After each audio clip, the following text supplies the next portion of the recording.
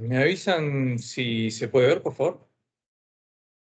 ¿Ven una presentación?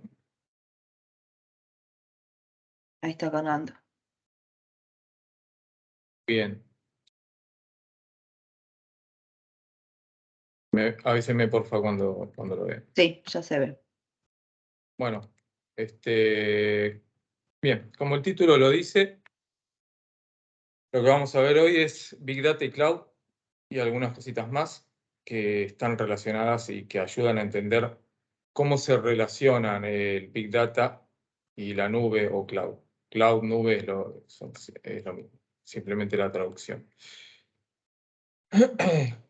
¿Qué es cloud? O sea, cloud es una palabra que todos seguramente mencionamos día a día, más que nada quizás los recruiters les suene familiar o tengan que preguntar sobre herramientas en la nube, pero ¿qué es la nube? ¿Por qué le pusieron nube? Digamos que tener conocimientos hoy por hoy en la nube es una ventaja, sea cual sea tu profesión, seas un desarrollador de software o un recruiter o un analista financiero. Y la nube, antes de pasar a una definición formal, les quiero dar un ejemplo para que vean que es algo que utilizan y que utilizamos todos los días. Por ejemplo, Gmail. Gmail es un ejemplo de un servicio que está en la nube, que es ahora lo que vamos a explicar. O Salesforce, por nombrar algunos. Todos saben lo que es Salesforce. Es una plataforma justo como su nombre lo dice en inglés, ¿no? Se dedica a todo lo que es el venta y ayudar a las compañías en generar diagramas y cosas que les sirven para tomar decisiones.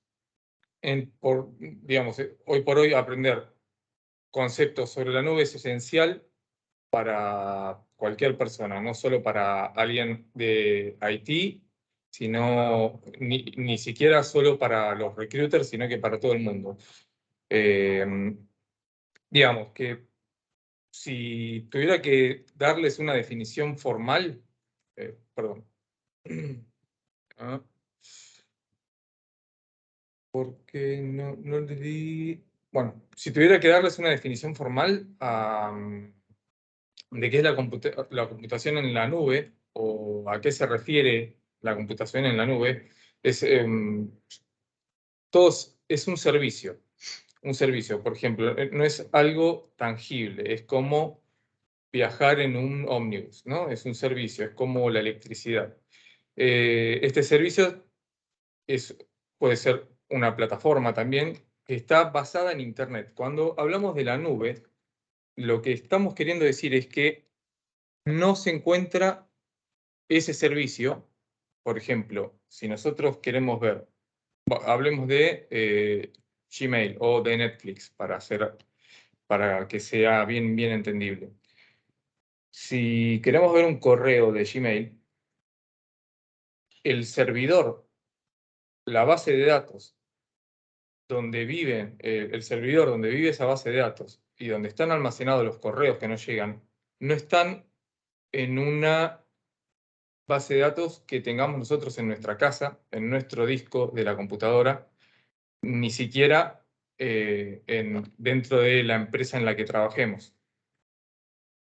Gmail, el propietario es Google, y ellos tienen distribuidos por el mundo hoy por hoy, pero comenzaron en Estados Unidos, pero hoy por hoy su infraestructura es mundial y tienen grandes grupos de servidores, se les dice granjas de lo grande que son, donde tienen dentro de esos servidores, dentro de otras cosas, bases de datos enormes que pueden crecer en distintos sentidos. O sea, por ejemplo, si ve que se está quedando sin espacio un servidor, automáticamente se prende el de al lado, por decirlo de alguna manera, ¿no? Bueno, todos estos servicios, todos estos mails que nosotros leemos de Gmail, están en esos discos que son propietarios de Google y que nosotros no tenemos idea dónde están en ese momento. Puede estar en cualquier parte del mundo. Lo más probable es que estén, hoy por hoy, como tienen una infraestructura mundial, es que estén geográficamente cerca, pero pueden estar en cualquier parte del mundo. Pueden estar por dar un ejemplo absurdo, en la isla de Pascua, los discos de Google, y nosotros no tenemos ni la menor idea, y eso es totalmente una caja negra. Entonces, para que se entienda que es algo que está en la nube o qué es la nube, digamos, esto creo que es un buen ejemplo que sirve para entender. Por ejemplo, si nosotros queremos ver una película en Netflix, si bien tenemos la posibilidad de descargar la película, lo más probable es que lo que hagamos es hacer el streaming, que es darle play a la película y verla directamente. Ese play que le estamos dando, no es que el televisor de repente tiene la película en su disco o en su memoria. Se va transmitiendo, eso se llama streaming online, digamos, es algo que no entra en este curso, pero la información de la película donde está almacenada es en la nube, es en un disco que está en alguna parte del mundo que es propiedad de Netflix y que a nosotros no nos importa y no vamos a saber, o sea, es muy difícil, eso ya es eh, un tema muy avanzado, querer saber dónde está geográficamente localizado, pero no es algo que nos importe, a nosotros nos importa ver la película y punto. Bueno, entonces, ¿qué es la nube? Es simplemente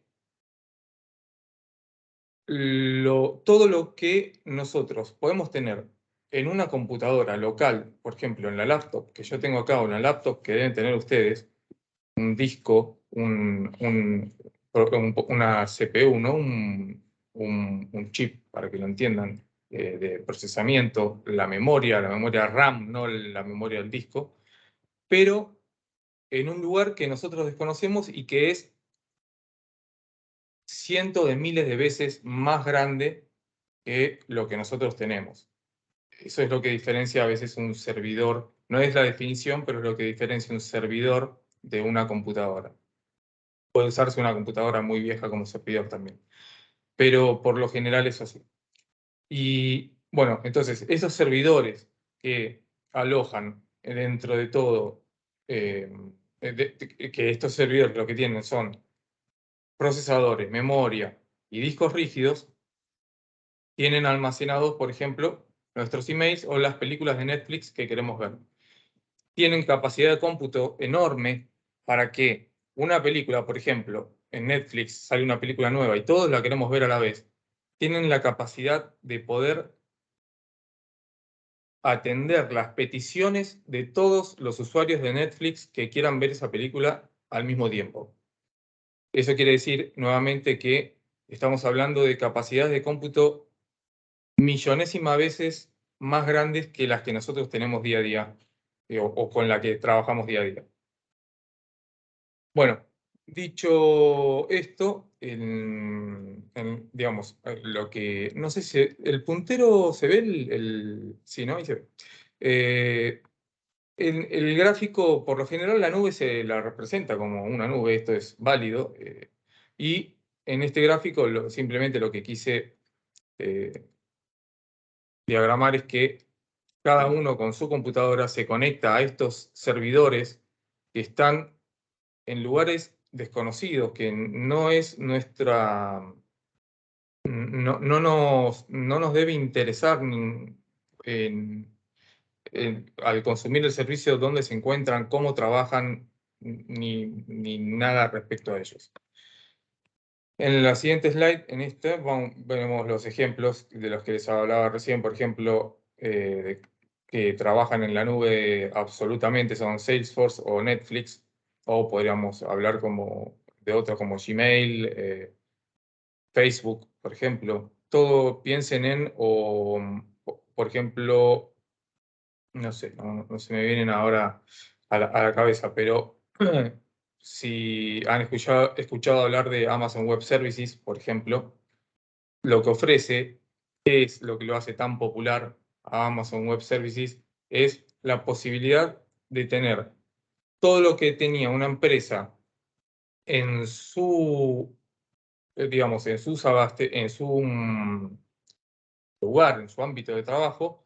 Ahora, en la nube, que ya expliqué lo que es la nube, digamos, ellos le ofrecen un lugar en el mundo donde tienen servidores enormes con capacidades de crecer a demanda y donde se hacen independientes de un montón de cosas que ahora vamos a ver cuáles son las ventajas que trae tener que una compañía lleve lleve su infraestructura a la nube en vez de tenerla lo que se dice on-premise, que on-premise sería en el lugar, ¿no? En la empresa misma. Bien. Bueno, este es un ejemplo bastante gráfico para que se entienda la diferencia de tener la infraestructura de una compañía en la nube versus tenerla in situ, ¿no? En la misma compañía. ¿Qué quiere decir? O sea, se representa como la forma de un iceberg. Si pueden ver en el porcentaje de, digamos, de lo que se tiene en on-premise, digamos, o lo que está debajo del agua es lo que la compañía tiene que innegablemente hacerse cargo de. Una compañía que tiene su infraestructura montada on-premise en el lugar, como se puede ver en el gráfico de acá de la izquierda, dice, bueno, está en inglés, pero digamos, la customización y la implementación está a cargo de el personal contratado por la empresa. El hardware lo tiene que comprar la empresa, tiene que pagar, lo tiene que mantener, lo tiene que actualizar. El pagarle al personal de IT, que depende del tamaño de la compañía, puede ser uno o decenas de personas, mantenerlo. Esto es más probable que en una compañía haya problemas y el mantenimiento tenga que ser más seguido, o, bueno, que si lo tenemos montado en la nube y está a cargo de empresas que se dedican exclusivamente a eso, como puede ser Microsoft, Amazon o Google, por ejemplo. Y entrenar o training o la capacitación constante, ¿a qué se refiere esto? Digamos, que tenés que tener personal que sepa de infraestructura, tenés que tenerlos actualizados porque el día de mañana la tecnología cambia, el hardware cambia, ellos tienen que estar capacitados en eso, tienen que saber hacer el mantenimiento. Bueno, todo esto eso se traduce a costos. Si lo comparamos contra cloud computing, digamos, lo único que necesita la empresa es tener, como se tiene o sea, lo que coincide es que la implementación y la customización se le pide, en este caso, en el caso on-premise, se lo hace directamente en la empresa, se dice, bueno, queremos un servidor que tenga un procesador o 20 procesadores, que tenga 5 discos rígidos y que tenga tantos gigabytes de memoria RAM.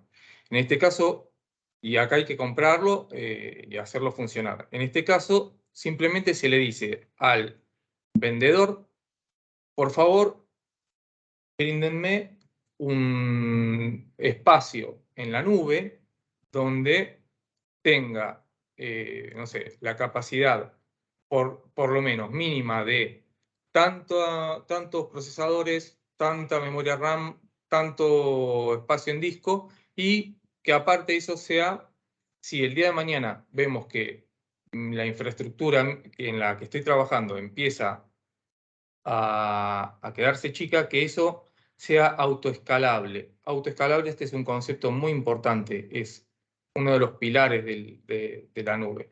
La autoescalabilidad habla de, uno puede autoescalar horizontalmente y verticalmente. ¿Cuáles son las diferencias? Escalar horizontalmente es replicar esta cantidad de servidores. Por ejemplo, si vemos que la empresa crece y su información no entra, para hablarlo de manera no técnica, no entra en los discos, lo que se hace es, por lo general, agrandar el disco rígido o aumentar el espacio que se le ofrece a esa empresa, a la que contrató el servicio en la nube, se le aumenta el espacio en el disco rígido. Esto es un crecimiento vertical. O, por ejemplo, si se queda sin poder de procesamiento porque ahora muchas personas que antes accedían a un lugar, ahora la empresa creció, ahora son muchas más personas las que acceden a ese mismo recurso, bueno, puede solicitarse, en este caso, que crezca verticalmente. ¿Qué quiere decir? Que se le dé más poder de procesamiento al procesador, valga la redundancia, o puede suceder en este caso que crezca horizontalmente. ¿Qué quiere decir? Que ese servidor virtual, que ahora vamos a ver lo que significa virtual, en realidad estos son servidores dentro de servidores, pero bueno, este servidor se replique en otro, se replique, no, digamos que se clone, digamos, con otro, que para ser gráficos estaría al lado, y en vez de tener un disco rígido perdón, un procesador que atienda a todas las peticiones de todos los empleados de esa empresa, ahora tenemos dos procesadores trabajando en forma paralela, atendiendo las peticiones de todos los empleados de la empresa. Eso le da la capacidad a la nube de ser autoescalable, digamos. A medida que esto es a través de una suscripción, ¿no? Uno le puede pedir a la empresa que brinda el servicio en la nube, quiero que la capacidad de procesamiento tenga este mínimo y este máximo, que la capacidad de disco tenga este mínimo y este máximo. Y ustedes me cobran según lo que yo uso. En cambio, si nosotros tenemos todo esto montado, no importa cuánto usemos o cuánto no usemos, nosotros ya lo compramos, ya lo pagamos. Puede que no estemos usando nada, que hayamos comprado un montón de discos o de procesadores de más o de memoria RAM de más, no se esté usando, o que de repente tengamos que salir corriendo a comprar un disco rígido porque el que tenemos actualmente está que explota y hay que ponerlo, y eso se hace en algo que se llama en caliente, porque no se puede desatender o no se pueden apagar ciertos módulos de la empresa que necesitan estar 7×24 trabajando. Bueno, esto en la nube sucede automáticamente y sin problemas. También hay que tener una especie de entrenamiento. Acá el training es al personal de la empresa que contrata el servicio en la nube. Vamos a poner una empresa, por ejemplo, Aplica. Tiene que tener, si contrata la nube de Amazon, por ejemplo, para alojar sus distintos componentes, cualquiera que sea, lo que tiene que tener en cuenta es que una mínima capacitación al personal de Aplica, quizás más relacionado en este caso al personal de IT, es cómo interactuar con la nube de Amazon.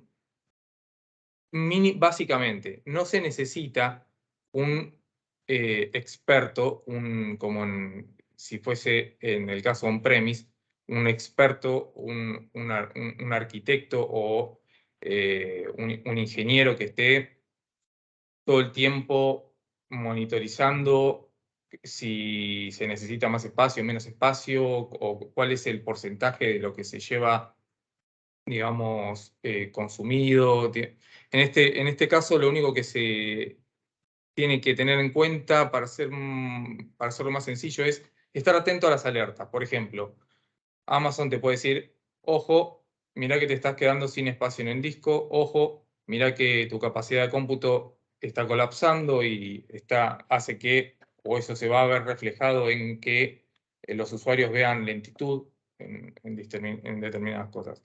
¿Y cuáles son los costos? Entre una opción y la otra se puede ver la enorme diferencia.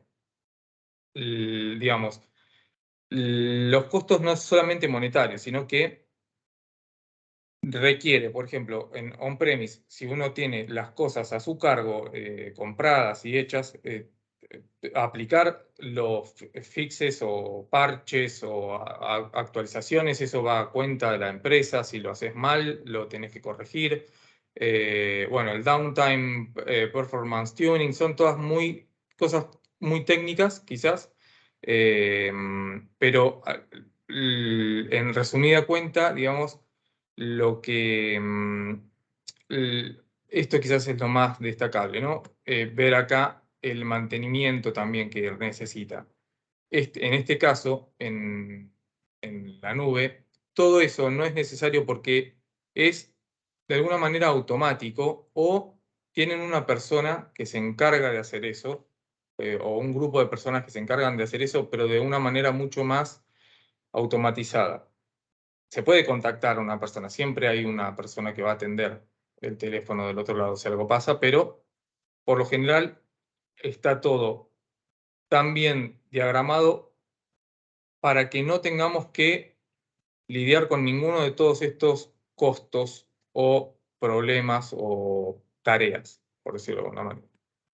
Bueno, esto nos lleva a hablar de qué manera uno se comunica con la nube, porque hasta ahora está todo perfecto, pero es medio extraño entender cómo uno llega a la nube. Digamos que hay varias maneras. La última que vamos a ver es esta que dice API o API, se dice en inglés.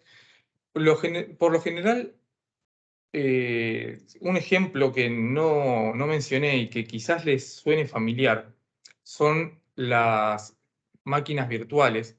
A veces, cuando uno trabaja en un cliente, en mi caso yo trabajo para una empresa que está situada en Puerto Rico.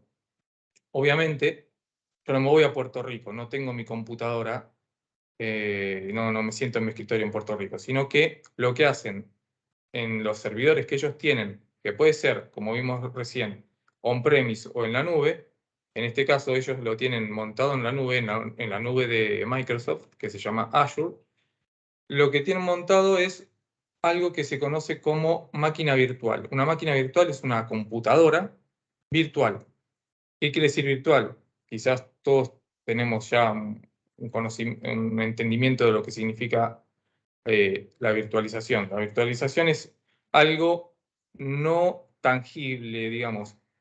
Una computadora, una máquina, se puede tocar sus componentes. Una máquina virtual es, digamos, otra máquina más grande, un servidor. Lo que hace es generar artificialmente, a través de software, una computadora más chica, como si fuese una laptop o una máquina de escritorio con la que nosotros trabajamos. Entonces, ¿cómo accedemos para que no sea un problema de seguridad o un colador, digamos, entrar a las máquinas virtuales de la empresa y donde residen el sistema operativo, las aplicaciones que nosotros utilizamos para trabajar, el correo, datos sensibles, las bases de datos? Lo que se utiliza es una VPN, o es una red privada, digamos, nuestra computadora accede a ese servidor virtual que nos brinda la máquina virtual a través de Internet, pero utilizando una conexión privada y encriptada. Eso hace que se genere lo que se conoce como una especie de túnel, ¿no? En el que solo nosotros podemos, a través de Internet, acceder a eso. Nadie, en teoría, podría meterse en el medio y ver la información que está viajando entre mi laptop, que es la que tengo físicamente, la que toco, la que tengo el teclado, y la máquina virtual, que sería como otra laptop en la empresa, y es la que yo voy a terminar viendo en la pantalla. La segunda forma de conectarse a la nube es a través de un servidor de escritorio remoto. No sé si han tenido la posibilidad alguna vez de utilizar un escritorio remoto. Hoy ya no es tan utilizado el escritorio remoto, pero es otra manera, digamos, que se puede acceder a estas máquinas virtuales, por dar un ejemplo. Su manera de comunicarse es similar a la de la VPN, a la de la red privada virtual o Virtual Private Network en inglés, pero bueno, no es la misma y a mi entender está entrando en desuso. Y la última es la que vemos en la imagen, que es una API. ¿Qué es una API? API se entiende por Application Programming Interface o interfaz de programación de aplicaciones. Una API no es más que un programa, un código de computadora, que, digamos, lo que permite es, a través de o sea, las API se pueden utilizar bajo una arquitectura que se llama REST, que eso no es importante en este curso, pero las API lo que hacen es, se conectan a Internet a través de un protocolo llamado HTTP, que permite acceder a los recursos que están en Internet a través de una URL. Seguro estos conceptos que les nombré recién les suenen familiares. Una URL, a ver, vamos de a poco. Una URL es lo que ustedes suelen escribir cuando utilizan un navegador web. Bueno, la URL es esa dirección que escriben arriba. Por ejemplo, si quieren entrar a la página web de Aplica, y escriben www.aplica. No me recuerdo cómo es el nombre de la URL. Eso nos permite acceder a un recurso que está en Internet. La página web de Aplica existe en un servidor que desconozco si es un servidor on-premise, probablemente lo sea, lo tengan ahí en las instalaciones de Aplica, o esté alojado en la nube. Y esto se hace como escribiendo, digamos, la dirección, pero utilizando un protocolo que se llama HTTP. A veces, no sé si han tenido la oportunidad de ver que al principio, antes de poner www. Bla, bla, bla, a veces pueden haber tenido la oportunidad de ver el HTTP, que significa Hypertext Transfer Protocol. No importa eso que significa, simplemente a modo de comentario, es un protocolo que o sea, los protocolos exigen reglas específicas para poder, digamos, utilizarlo de manera correcta. No se puede, lo que hace es brindar ciertas pautas. No se pueden, por ejemplo, si yo quiero acceder a la página web de Aplica, no puedo poner aplica.www, sino que es primero www, después .aplica, etc. El protocolo HTTP lo que nos permite también es enviar y recibir, o por lo general, nosotros lo que hacemos como consumidores de páginas web, por dar un ejemplo, o si estamos viendo, sí, como consumidores de una página web, lo que hacemos es, sin saberlo, pasar ciertos parámetros, como puede ser en el momento de, o en Netflix, por ejemplo, en el momento de loguearnos, pasar nuestras credenciales, lo que se conoce como credenciales, hay muchos tipos de manera de autenticarse, de decir que la persona que se está tratando de conectar es realmente quien dice ser. Eso se maneja a través del protocolo HTTP, es una medida de seguridad. Hay una versión más nueva del protocolo HTTP, que no importa, que es la que viene con un poco más de seguridad.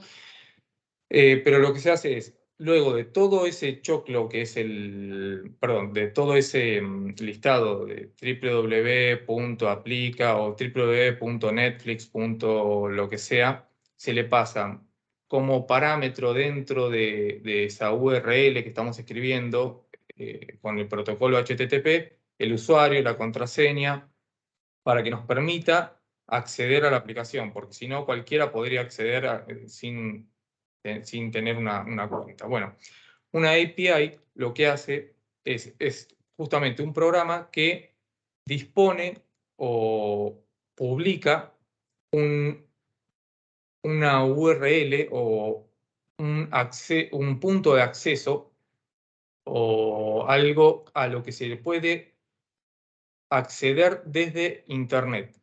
Por ejemplo, si bien las APIs están más orientadas a la comunicación entre aplicaciones o entre sistemas, no tanto entre un usuario o un ser humano y una computadora, lo que hace es esa API, ese programa, esa interfaz de programación, lo que hace es esperar a través de una invocación que puede ser HTTP, una serie de parámetros que puede ser el usuario, la contraseña, o si estamos navegando en, no sé, en alguna página tipo Salesforce, si queremos, aparte, una vez que ya pasamos la etapa de autenticarnos, de decir que somos quienes somos, decir, bueno, quiero ver estos resultados. Entonces, nosotros los vamos completando en algo que es lo que se conoce como el front-end, lo que vemos como en la página web, es lo que el usuario ve, vamos completando datos, esos datos viajan por detrás. Cuando digo por detrás, es una capa que no se ve, es una capa de programación, como parámetros dentro de todo la llamada HTTP. Por eso a veces cuando copian una URL es larguísima y ven signos de interrogación y paréntesis y cosas así que no se entiende qué es. Bueno, todos esos son parámetros que se le pasan a una API. Por ejemplo, una API de Salesforce nos puede pedir o nos pide que a través de espacios para completar, digamos, quiero saber de tal empresa cuáles fueron, no sé, las ventas y vamos completando, ¿no? El nombre de la empresa, las ventas de, no sé, Coca-Cola, por ejemplo, de 600 litros. Esos tres datos viajan como parámetros dentro de la URL utilizando el protocolo HTTP, y lo que lo recibe del lado de Salesforce es un programa que justamente en este caso es una API, que es un programa que tiene una punta escuchando, entre comillas, o recibiendo esas llamadas y esas peticiones. Las APIs son bidireccionales o pueden ser bidireccionales. ¿Qué quiere decir esto? Que si, por ejemplo, nosotros le solicitamos a Salesforce que nos brinde cierta información sobre cierto producto, cuáles fueron las ventas, no sé, todo eso viaja como un parámetro, lo que nos devuelve también es a través de una API y a través de parámetros. Eso puede verse con algún programa que utilizamos los programadores, pero bueno, por lo general las APIs son ida y vuelta. Y bueno, quizás algo es un poco técnico, las APIs cuando responden o cuando se hace una consulta a un servicio de Internet, bajo la arquitectura REST, probablemente la respuesta venga en un archivo que se conoce como JSON. Es un archivo que está estructurado que la información la estructuran objetos y esos objetos están jerarquizados y la nomenclatura es entre corchetes, pero bueno, eso es algo quizás un poco técnico. Eso la página web que desarrollaron a personas de Salesforce lo interpretan. Ahí en ese archivo JSON es donde viajan los datos que nosotros consultamos, que va a devolver la otra API, la API de vuelta. Esos datos que vienen en ese archivo JSON se transforman en algo que sea inteligible o que sea inteligible, no, que sea agradable, que tenga una interfaz entendible para usuarios no técnicos, por decirlo de alguna manera. Y acá vemos, por ejemplo, puede ser una API, puede interactuar con servicios de consumidores finales, para compras, para, no sé, chatear. Todo esto lo que termina haciendo es conectándose contra la aplicación de software. Bueno, algunas cosas que quedaron afuera del Big Data.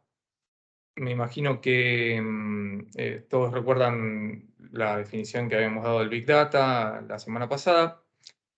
Esta vez me quedé en inglés. Lo que trata el Big Data, para resumirlo rápido, es entender qué pasó para lograr tomar mejores decisiones, ser competitivos en el negocio y ayuda y se sostiene con la inteligencia artificial también, que es algo que le permite a las empresas tomar decisiones o obtener información a partir de datos que no necesitan que una persona se los ponga a analizar, sino que un código de inteligencia artificial lo va a realizar por ellos. Bueno, acá me quedó todo, perdón, pero me quedó todo solapado. Digamos, ¿qué ha hecho que hoy en día el Big Data se haya hecho tan importante, o haya llegado a ser lo que es? En primer lugar, esto debería haber ido primero a esta imagen, después esta imagen, después esta imagen, pero bueno, hagan de cuenta como que los vamos a ir viendo así como flechas. Uno no es que va llevando al otro, pero sí tienen quizás cierta correlación temporal. Primero que nada, el incremento en el volumen de los datos. Las empresas se vieron con que ya no les era así, justamente económicamente viable sostener determinados niveles o volúmenes de datos en su infraestructura, lo cual los llevó a tratar de buscar alguna alternativa, como las alternativas del Big Data Cloud, lo que hace que no tengamos que tener que preocuparnos por salir corriendo, por ejemplo, a comprar un disco, como hablaba antes, o más memoria, porque hay algún problema en eso. Por otro lado, la demanda del poder de cómputo. Esto es, quizás las empresas crecen y en vez de tener que ir agregando en nuestros sistemas, en nuestros servidores, más poder de procesamiento, esto es lo que se habla de elasticidad, ¿no? En los sistemas de Big Data Cloud, que crezcan horizontalmente o verticalmente, como veíamos antes. Eso es lo que se conoce como que sean servicios elásticos. El almacenamiento es mucho más barato. Esto está relacionado con esto primero, ¿no? El valor que requiere, el valor monetario que requiere almacenarlo on-premise contra la nube. Hay tecnologías que son open source. ¿Qué quiere decir open source? que no son, para definirlo, puedo definirlo diciendo qué es lo que no es. Un open source, digamos, tiene el código está disponible para cualquier persona, entonces podemos customizarlo de alguna manera si queramos, si quisiéramos. Al contrario de, no sé, si nosotros compramos una base de datos como Oracle, no, o algún programa enlatado o algún tipo de software enlatado. Enlatado quiere decir que no se conoce qué es lo que hay adentro. Se sabe qué hace, pero no cómo lo hace. Bueno, la llegada del cloud computing, eso es también algo que viene de la mano con todo lo que hizo que el Big Data sea lo que es. Bueno, la posibilidad o la necesidad que tienen las empresas hoy por hoy de tener distintos tipos de análisis, que ahora vamos a ver cada uno, que al tener mucha más información son mucho más precisos, no son tan tomando como se hacía antes. Lo que había que hacer era tomar pequeñas muestras de los datos que tenemos y en base a esas pequeñas muestras tomar o crear algún tipo de gráfico o tomar alguna, ¿cómo se dice? Predicción. Y la llegada de la inteligencia artificial, por último. Bueno, los escenarios del Big Data, para que se den una idea, en Big Data la cantidad de cosas que se pueden almacenar en el Big Data. Clickstream Analytics es cada vez que nosotros hacemos, ellos monitorean o pueden monitorear dentro de una página web, cada vez que hacemos clic en un lugar, cuántas veces hacemos clic en ese lugar, qué cosas, en qué nos enfocamos leyendo, en qué parte de la página nos detuvimos, cuánto tiempo, para que vean la cantidad de información. Y esto es por cada persona que está navegando en Internet minuto a minuto, segundo a segundo. El Internet de las cosas, que pueden ser sensores, no sé, cámaras, no sé, sensores de seguridad o cosas que podamos tener en nuestra casa. No sé, algo para levantar las persianas automáticamente. El análisis de las redes sociales, cada tweet, cada post, cada tag, cada cosa que nosotros hacemos en las redes sociales queda grabado en el Big Data y a partir de eso se toman decisiones, las grandes empresas toman decisiones y nosotros como consumidores navegando en Internet también, el Big Data recolecta toda la información de qué buscamos, dónde lo buscamos, o incluso cosas tan profundas como analizar cómo esa persona está sentimentalmente o cuál es el clima en donde vive, para saber si los que nos pueden ofrecer después como una publicidad es un aire acondicionado o una estufa, para que se den una idea. Bueno, espero poder llegar a explicar esto. El MPP o el Multi-Parallel Processing es una de las cosas que me quedó pendiente de la sesión anterior. Es digamos, cuando uno trabaja con Big Data, el usuario lo que hace es simplemente escribir una sentencia SQL para obtener los resultados. Esto se traduce a que esa sentencia SQL que nosotros generamos localmente viaje a un servidor. Los servidores se los conoce como nodos. Si escuchan la palabra nodo, es válida también. Un servidor es una computadora grande. Un nodo es sinónimo de servidor. No es normal que alguien diga yo tengo un nodo en mi casa o un servidor en mi casa, pero puede pasar. Por lo general, las empresas lo que hacen en este caso es agarrar estas consultas grandes que van al Big Data, un nodo maestro, un servidor maestro, los divide en subnodos. Esta consulta la divide en subconsultas más chiquitas que van al Big Data y nos devuelve esa información. De la misma manera, cada nodo worker lo que hace es devolverle, juntarlo después y dárselo al máster en forma de una tabla, por ejemplo, la respuesta. Esto es lo que habíamos visto que sucede dentro de cada uno de los nodos.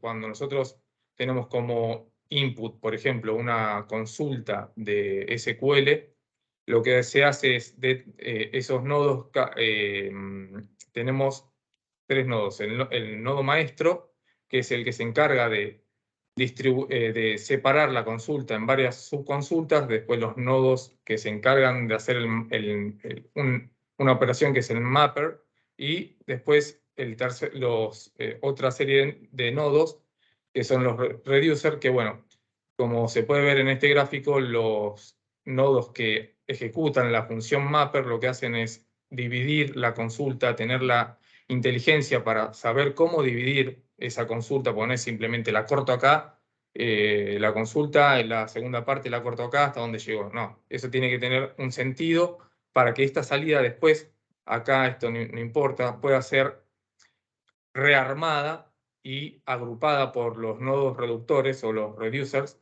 y esa salida de vuelta a quien lo consultó.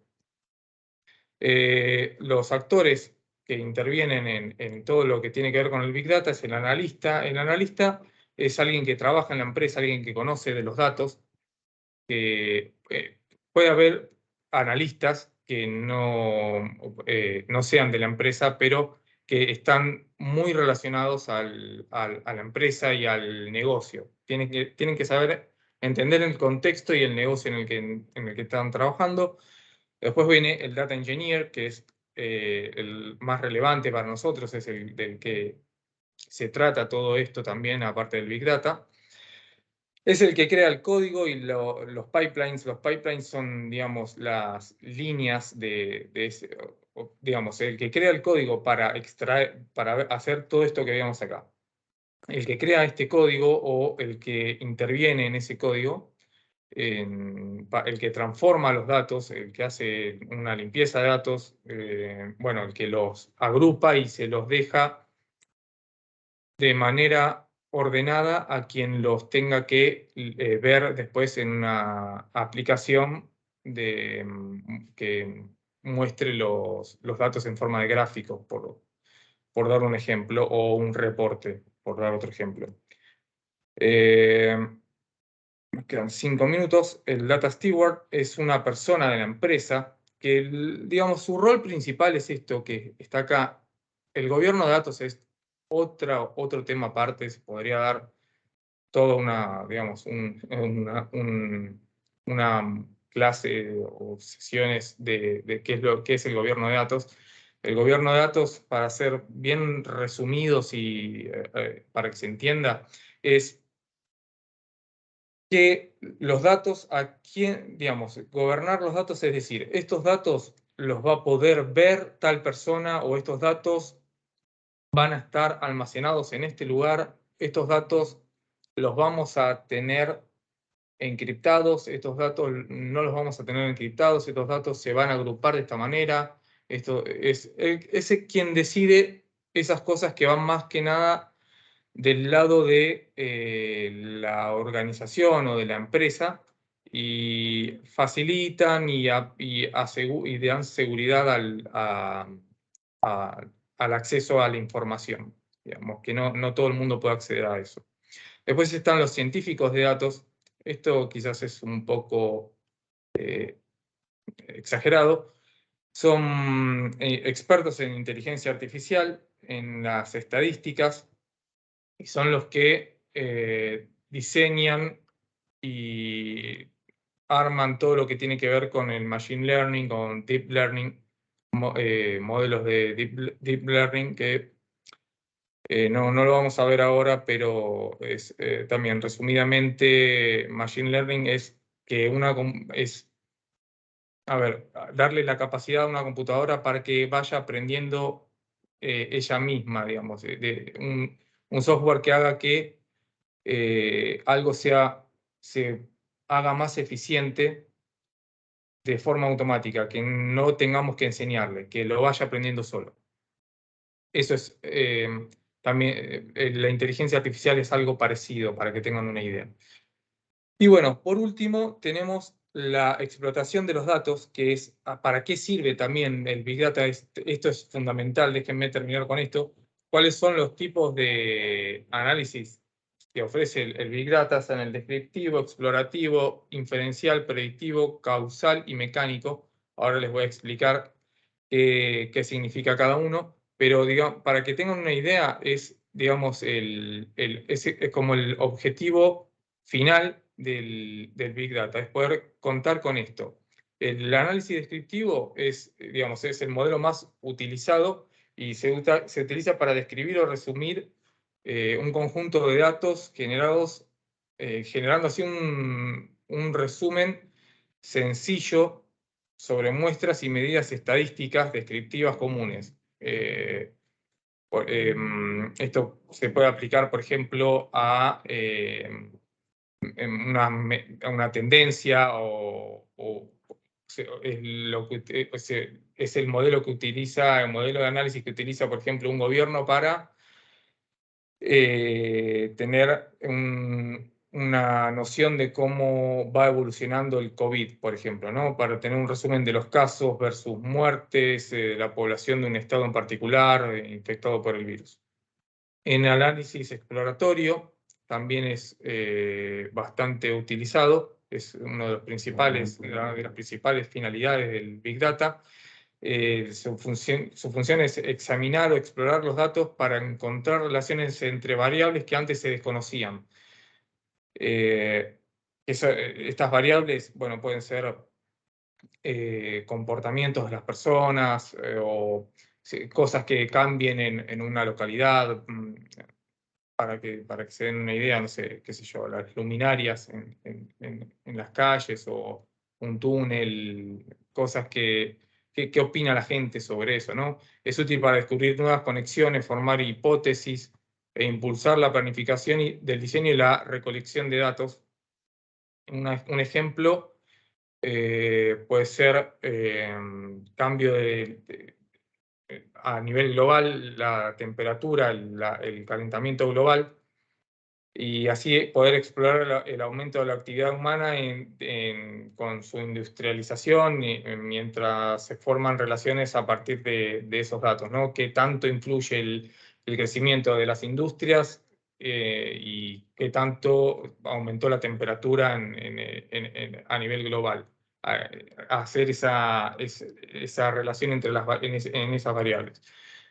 El análisis inferencial consisten en utilizar una pequeña muestra de datos. Esto es quizás un poco como se hacía antiguamente, cuando no teníamos la capacidad de procesamiento que tenemos hoy en día, para inferir, o sea, se toma una muestra para inferir sobre una población mayor, digamos, se asume que sobre esa muestra, al azar, se puede inferir sobre una población mayor con el objetivo de explorar y generalizar la información para generar análisis y predicciones.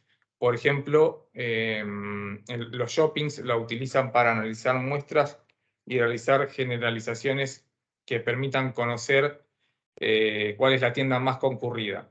No es necesario saber todas las personas que entraron al shopping o a ¿cómo se le conoce? En otros países a los shopping, bueno, no me acuerdo. Son las tiendas comerciales, esos centros comerciales. No hace falta saber todos, sino con tomar una muestra puede que sirva. Después, el predictivo, el causal y el mecánico no son tan importantes, pero bueno, por ejemplo, el predictivo lo que hace es utilizar datos históricos o actuales para encontrar patrones. Un patrón es algo que se repite o que se repite, que se ven, que tiene en común, que permitan hacer predicciones, justamente como lo dice su nombre, el nombre del análisis, sobre el futuro, o también, no valga la redundancia, ¿no? Una predicción es sobre el futuro. La precisión de este modelo depende de las variables también de entrada y de los distintos modelos matemáticos. Para darles un ejemplo, en la campaña de las elecciones del 2012 de Barack Obama, utilizó este tipo de análisis con variables de entrada como datos históricos, tendencias y datos actuales, aplicando distintos modelos matemáticos con el fin de obtener una predicción más acertada sobre el posible candidato ganador. Hoy en día lo utilizan todos, ¿no? En análisis causal, bueno, este quizás no es demasiado técnico, pero bueno, también busca relaciones entre variables, centrándose en encontrar las causas de una correlación aplicándose en estudios aleatorios centrados en identificación de la causalidad, estudios científicos de fenómenos. Esto no es demasiado técnico. Para que se den una idea, la industria farmacéutica emplea este modelo para probar nuevos fármacos, por ejemplo, realizando ensayos de control aleatorios con el fin de probar el efecto del mismo y así medir resultados para poder para poder sacar el fármaco al mercado. O Y sea, el todo mecan esto es como para hacer proyecciones, indudablemente, digo, todo, digo, Exactamente, todo esto es estadística, probabilidad y estadística. En base a los datos que tenemos, poder hacer proyecciones y tomar una decisión que le sea útil a la empresa, ¿no? O, por ejemplo, a un candidato político, tomar la decisión lo más acertada posible. Yo no sé qué hubiera pasado, por ejemplo, si Barack Obama no hubiera tenido los resultados ¿cómo es? De esos análisis predictivos. Bueno, por último está el mecánico, que también es, para resumirlo y no aburrir y no extenderme, porque ya me pasé, es lo que hace es simplemente obtener en base a- a información que tenemos en el Big Data, generar datos que tenemos en el Big Data, generar información. Acuérdense que los datos tienen que ser procesados para generar información, que es lo útil y lo que se utiliza en el Big Data. Bueno, hasta acá hemos llegado. Espero haber sido claro. No sé si alguien tiene alguna consulta, pero bueno, lo importante es entender la relación que hay entre lo que es el cloud computing, que hoy por hoy es a lo que se va sí o sí, o sea, las empresas se van a ver forzadas a corto plazo a migrar a la nube casi toda su infraestructura. Esto quiere decir un crecimiento gigante y un potencial para empresas como Microsoft, Azure, Google, etc. Y bueno, hay que estar preparados para eso que se viene. Todos, no solamente la gente de IT, sino reclutadores, incluso las personas que utilizamos servicios de streaming como Netflix o como Gmail, o que almacenamos en la nube también, que sin saberlo tenemos un disco en OneDrive o en Google Drive. Todo eso es un disco rígido que no está en nuestra máquina, sino que está en un disco en la nube, en un disco cloud, en los servidores de Amazon, de Google, de Microsoft. Bueno, y para las empresas es esto que estamos viendo acá. Lo que les sirve a las empresas que no se dedican a IT, digamos, es obtener esta información, o a personas o políticos, etcétera, para obtener justamente información que les permita tomar mejores decisiones. Hasta acá hemos llegado. Si querés cortar la grabación, ¿vale? Está perfecto.